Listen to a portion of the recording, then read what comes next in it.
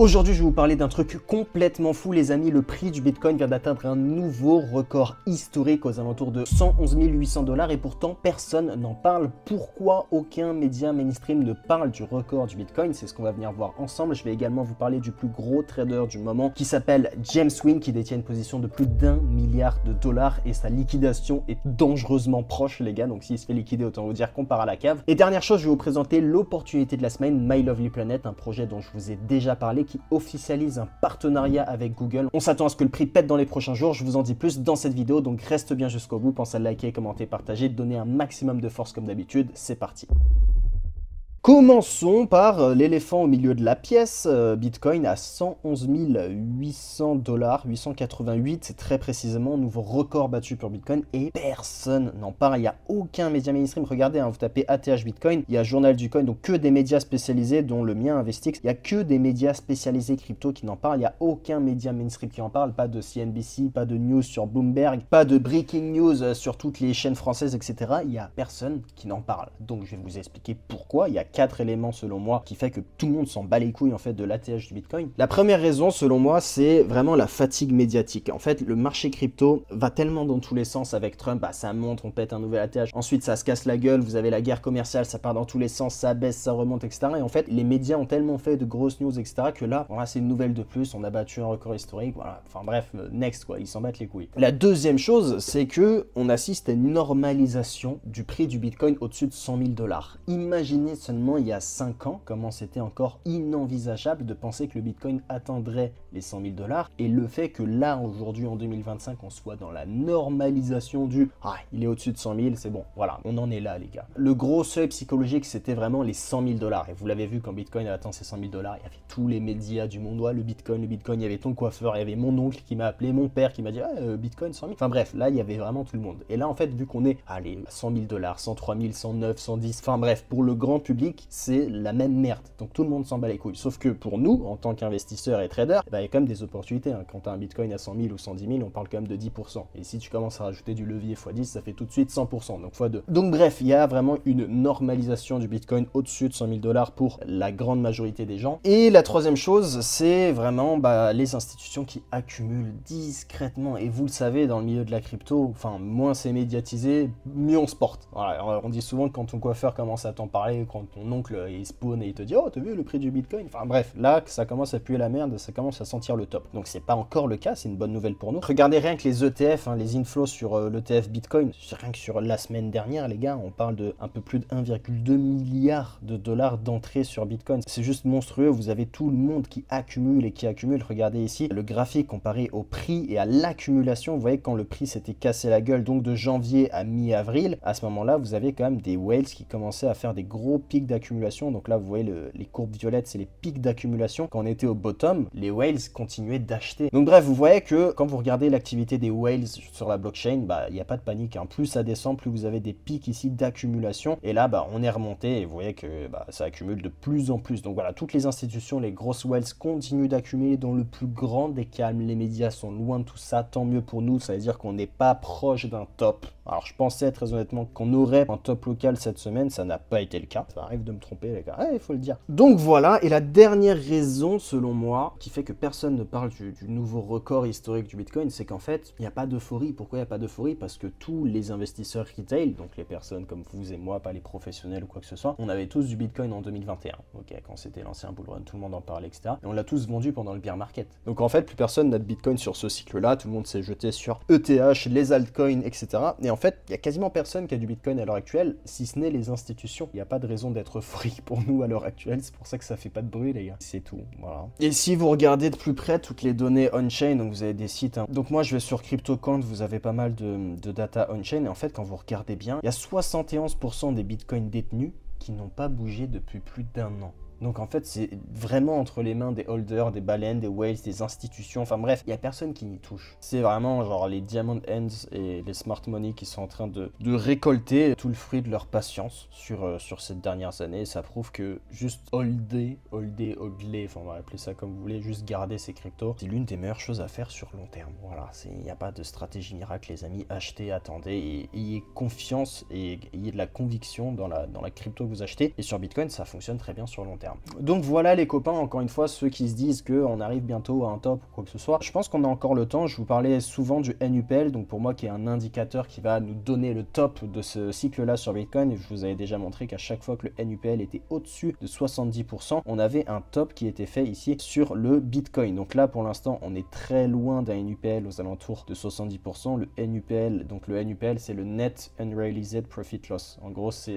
les pertes ou les gains pas encore clôturés, ok. Donc en fait les gens quand ils ont en moyenne 70% de gains non clôturés en cours, ils commencent à vendre leur position quoi, simplement, ce qui fait qu'on arrive à un top, ok. Donc le NUPL pour l'instant est à 58 pardon, donc on a encore de la marge, hein, tant qu'on rentre pas dans la zone rouge qui est la zone d'euphorie, voilà, pour moi on n'aura pas de top pour le moment. Donc 58% le NUPL, et vous voyez le prix du Bitcoin qui s'envole, donc pour l'instant on peut dire qu'on a encore pas mal de marge. Si on regarde graphiquement ce qui est en train de se passer, moi j'avais dessiné, vous voyez, un retracement de Fibonacci, donc du bottom qui arrêtait quasiment là où Trump était élu jusqu'au top. Bah là vous voyez que le top a été cassé, on a complètement cassé cette trendline baissière et on est parti rechercher le point le plus haut comme à son habitude. Donc maintenant on est en price discovery, et vous le savez, quand on est en price discovery, ce que j'aime bien faire, bah, c'est utiliser les extensions de Fibonacci. Donc ce que je vais faire, c'est que je vais prendre le top précédent, l'ancien TH, et je vais prendre le bottom qu'on a connu ici là le 9-10 avril, et je vais commencer à placer mes niveaux d'extension de Fibonacci. Alors qu'est-ce que je vais aller chercher? Je vais aller chercher du 1,61, je vais aller chercher du 1,41, du 1,272 également, et ça va me donner à peu près une moyenne de la target potentielle du Bitcoin prochainement. Donc on pourrait voir un Bitcoin aux alentours des 118 000 $, je crois que je vous l'avais déjà dit dans un podcast, pour moi je le voyais entre 118 100 125. Donc là on aurait le 1,40, l'extension 1,41 qui serait aux alentours de 123 900 $ sur Bitcoin, et l'extension un peu plus haute, les 1,61 qui serait à 131 $ pour le Bitcoin. Donc voilà les trois prochaines targets sur BTC, les amis, qu'il faudra surveiller, hein, bien entendu. Et encore une fois, maintenant qu'on est en price discovery, c'est très compliqué de venir voir graphiquement ce qui va se passer. On peut utiliser le P-Cycle Top, qui est un indicateur également que j'utilise pour déterminer et trouver les tops des cycles. Donc vous voyez, à chaque fois, le P-Cycle Top nous donne le top d'un cycle. Là, c'était le top de 2017, le top de 2021, c'est quand les deux moyennes mobiles viennent se croiser. Et pour l'instant, vous voyez que la moyenne mobile verte continue de s'envoler aux alentours de 160 000 sur le Bitcoin. La moyenne rouge est encore à 91 000. Et quand la moyenne rouge, quand la ligne rouge, pardon, va passer au-dessus de la ligne verte, ça signifiera qu'on est sur le top de ce cycle-là. Donc il faudra vendre toutes ces cryptos,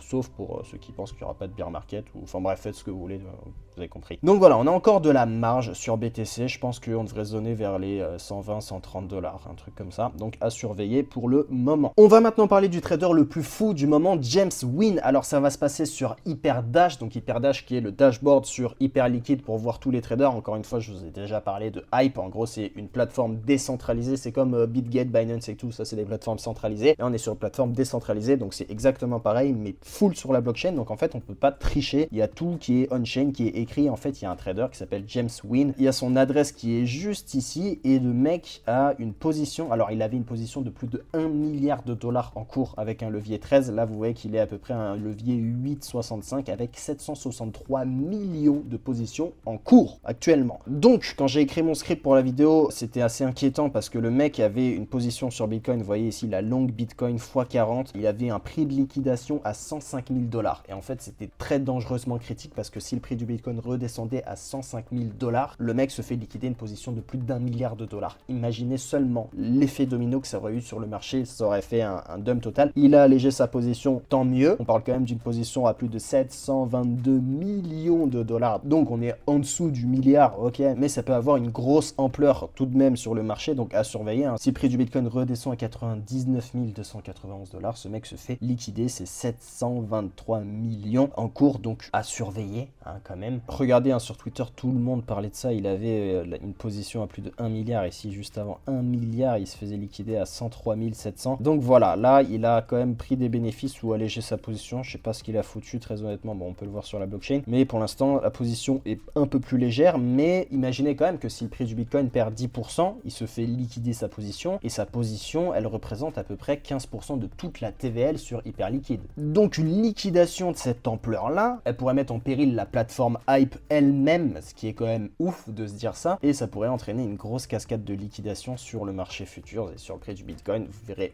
une grosse mèche et ce serait pour nous une opportunité de rentrer. Donc voilà, à surveiller quand même même les amis, et j'ai une annonce hyper importante à vous faire. Rappelez-vous, dans une précédente vidéo, je vous parlais de mon bot Investix Tracker et on était sur le coup parce que vous pouvez voir toutes les positions qu'ouvre ce mec-là en direct et recevoir une notif. Regardez, moi je reçois toutes les notifs. Quand James Wynn exécute une transaction, là il a ouvert un long sur BTC, il est rentré à 110 900 $ avec une position de 12 000 $. Bah j'ai tout ici, j'ai juste à cliquer là et ça m'envoie directement sur Hyperscan et je peux voir toute la position, le take profit, le stop loss, le prix d'entrée. Donc en fait vous avez absolument tout directement sur le bot Investix Tracker. Je vous en ai déjà parlé. Alors comment ça fonctionne? C'est assez simple. Le bot ici, bah, il va pouvoir suivre des portefeuilles. Ok, là vous pouvez en fait aller dans Track Wallet. Je vous ai mis pas mal de gros traders assez bons que vous pouvez suivre entre guillemets. Attention, c'est pas du copy trading automatique, ça va juste vous envoyer automatiquement des alertes de toutes les positions que ces mecs prennent. Donc ici simplement vous pouvez décider de suivre James Wynn dont on parle. Ok, donc ce wallet est déjà suivi dans votre liste et ensuite vous pouvez regarder toutes les positions futures ce qu'ils ont. Si on regarde les positions futures de James Wynn, vous voyez ici BTC longue levier x40, il est rentré à 108 709. La valeur de sa position est de 723 millions de $. Donc c'est exactement tout comme sur la blockchain et vous le voyez ici, il a un PNL actuel, donc un gain de 17 millions à l'heure actuelle et son prix de liquidation est à 99 289. Donc en fait vous voyez les positions d'absolument tous les meilleurs traders. Donc c'est comme si en fait tu étais dans le téléphone du mec et tu vois tout ce qu'il fait en direct. Tu vois le take profit, le stop loss, tout. Donc en fait ça peut vous donner des grosses idées de trade. Je vous ai mis des gros traders hein, ici déjà que vous pouvez suivre. Et du coup vous avez juste à aller dans paramètres notifications, activer les transactions futures. Donc en fait vous recevrez une notification. Donc vous voyez comme c'est le cas au-dessus, je reçois directement des notifications dès qu'un trader que je suis prend des positions futures. Donc en fait j'ai juste à suivre et c'est juste magnifique. Donc voilà, pour avoir accès à ce bot les amis, ça va se passer dans mon groupe privé. Donc vous devez d'abord rejoindre mon groupe public. Je vous ai mis le lien dans la description de la vidéo, donc juste en dessous vous rejoignez le groupe public. Vous avez juste à vous créer un compte sur BitGet, faire un dépôt, trader les futures et vous allez avoir accès à ce bot là que je vous offre gratuitement sur le groupe privé. Et on termine cette vidéo les amis par l'opportunité de la semaine. Donc My Lovely Planet, c'est un projet dont je vous avais déjà parlé en janvier dernier. L'objectif c'était d'avoir 100 millions de joueurs, etc., etc. Et en gros, plus ils ont de joueurs, entre guillemets, plus le token prend de la valeur. Si vous regardez ce qui se passe sur le graphe MLC en ce moment, les amis, bah regardez, à chaque fois on a une espèce de trendline baissière. Dès qu'on vient la casser, on fait un pullback dessus. Le token avait pris ici 700%. Là, on est encore sous une trendline baissière. Je vais me mettre en daily, ça va être plus simple. Donc, vous voyez ici, on était sous une grosse trendline baissière. On est venu la casser, faire le pullback dessus. On est en train de repartir et le token part en folie, les amis. Ici, on parle de 100% depuis la cassure de cette trendline. Et je pense que ça pourrait aller bien plus haut parce que écoutez bien la news qui vient de tomber, les gars. My Lovely Planet vient d'être sélectionné par Google, la plus grosse boîte tech, enfin bref, t'as compris, pour faire partie du programme We Are Play. Donc ce programme We Are Play, c'est entre guillemets les applications les plus inspirantes sur le Play Store. Donc rien que ça, et pour ceux qui se rendent pas compte de ce que ça représente, c'est la première fois au monde qu'un jeu Web3 est reconnu officiellement par Google. Donc c'est pas juste une mention, un badge ou un truc stylé, non, c'est vraiment genre le début d'un vrai partenariat entre Google et l'équipe marketing de My Lovely Planet. Donc en fait, ce que ça veut dire, c'est que le token peut exploser. Pourquoi? Parce que le jeu My Lovely Planet va être mis en avant devant des millions et des millions de joueurs. Pour rappel, les gars, My Lovely Planet, c'est un jeu où en gros, plus vous jouez, plus vous gagnez des diamants. Les diamants, vous pouvez les convertir en tokens et les tokens, bah, c'est de l'argent. Je vous avais déjà dit dans ma vidéo qui date de janvier que le projet My Lovely Planet, il y a le directeur artistique de Candy Crush, il y a le mec de Royal Match, donc des grosses applis,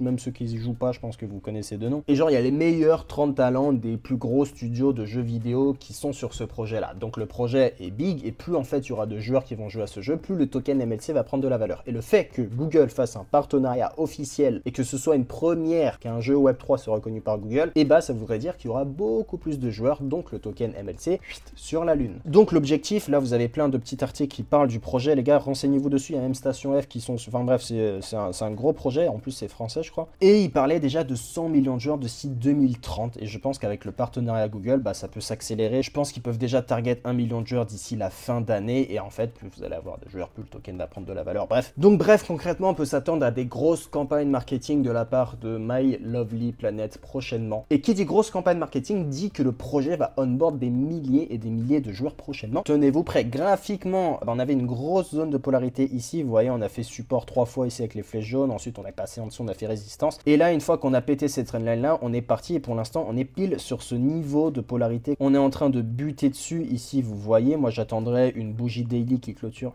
au-dessus, ok, et je pense que la target ce sera les 0,90 $ pour le token MLC. Je pense que ça se fera assez facilement parce que la news n'est pas encore tombée sur Google et tout, et vous savez ce que je vous dis à chaque fois, achetez la rumeur. Donc la rumeur c'est la grosse collab avec Google. Achetez cette rumeur maintenant et potentiellement vendez la news, ou sinon simplement jouez au jeu. Vous le téléchargez sur App Store, Play Store, vous accumulez des diamants. Si vous achetez 100 $ de token MLC, vous pourrez tout convertir en euros, donc ça vous fera des sous en jouant des jeux. Voilà, c'est cool. Donc voilà pour cette vidéo, on est venu passer en revue les sujets brûlants du moment. Un Bitcoin qui bat un record historique dans l'indifférence la plus totale, James Wynn le trader le plus fou qui risque une liquidation qui pourrait tuer le marché, et le projet My Lovely Planet, le premier jeu Web3 officiellement reconnu par Google qui pourrait exploser prochainement. Et ces trois événements nous montrent une chose les amis, c'est que le marché crypto continue de se développer, continue de se démocratiser davantage, et ceux qui regardent au bon endroit au bon moment pourront se créer des opportunités. Et le bon endroit c'est où? C'est sur la chaîne Rovevo les gars, donc pensez à vous abonner comme d'habitude, et dites-moi en commentaire lequel de ces trois sujets vous a le plus plu. C'était Roro pour cette vidéo, je vous laisse là-dessus, bisous à tous, ciao.